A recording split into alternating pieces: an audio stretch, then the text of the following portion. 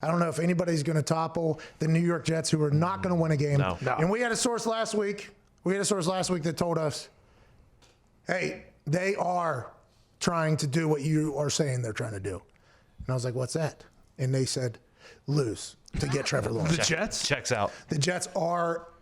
Now, granted, players aren't going to do it. Joe Flacco is out there trying to win games. Yeah. And at this point, Joe Flacco might be just a sacrificial lamb that they're rolling out there. Stand tall in the pocket, let us kill you, and then you're going to suck. But what happened yesterday with the Dolphins, I mean, Tua got in. Tua got in, and nobody thought that was going to happen.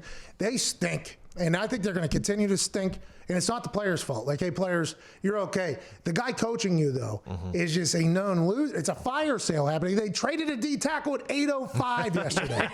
They traded a D tackle at 8:05 after getting shut out against the Miami Dolphins with Ryan Fitzmagic, who looks very good, by the way. A lot of us Jet fans want Eric Bieniemy to come in as head coach after Adam Gase. I just wanted to ask, how much money do you think it would take for him to come from the best team in football to the worst team in football? And does drafting Trevor Lawrence first overall draw in more coaches? Great question, Dylan. It's interesting because a lot of people are saying, well, Trevor Lawrence is going to try to pull an Eli Manning not to go to the Jets because the Jets are so bad or whatever. And I guess you could think like that if you're a fan, but if you're going to be the number one overall pick, you're probably going to a shitty team anyways. Like, that's why they have the number one overall pick. And also, when it comes to coaches, same thing. Like, they're not firing coaches that have a good team. So coaches know they're going to a bad team.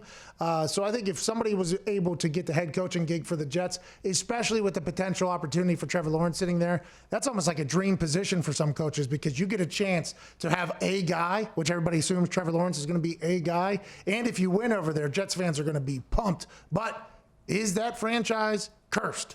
TBD, I think. TBD. If you're coaching or playing at a place like New York, like if you're Trevor Lawrence, you're saying, okay, if the Jets are number one, is he going to try to get out of there? Well, the Jets are not the worst place you could go if you're thinking about normal, like, number one overall picks. Wouldn't it be a lot worse to go to a team that's terrible year after year and they don't have much of a fan base? At least New York, hey, if we win, they're going to be behind me. They'll be ride or die forever with me if I can win. Like, look at Eli. He's got 2 Super Bowls for the Giants. It doesn't matter what else he did. And I don't know what Trevor Lawrence is about clout-wise, but if you win in New York, you are king. Yeah. You are absolute king. You go right to the top of conversation. You heard Sanchez? Didn't Sanchez go do, like, karaoke at some backdoor weird situation? Whole team. Whoa. I don't know what that has to do with anything. What do you got going on? Is Sam Darnold like a special karaoke where you go upstairs at a bar and tell the story on your show? Yeah. He told us a story about this restaurant he go to, and then after a certain time, the night would become karaoke, and you sit at the table and you sing from the table, and if you're bad, they mute you and they let the backup singer sing it. And he just wanted to know if he was muted or not, and they said he wasn't. He could really sing, and we learned that with that baby alien on fucking Masked Singer. Yeah, is Sam Darnold going to be the starting quarterback for the Cleveland Browns next year? Whoa. Wow, that's a great question, huh?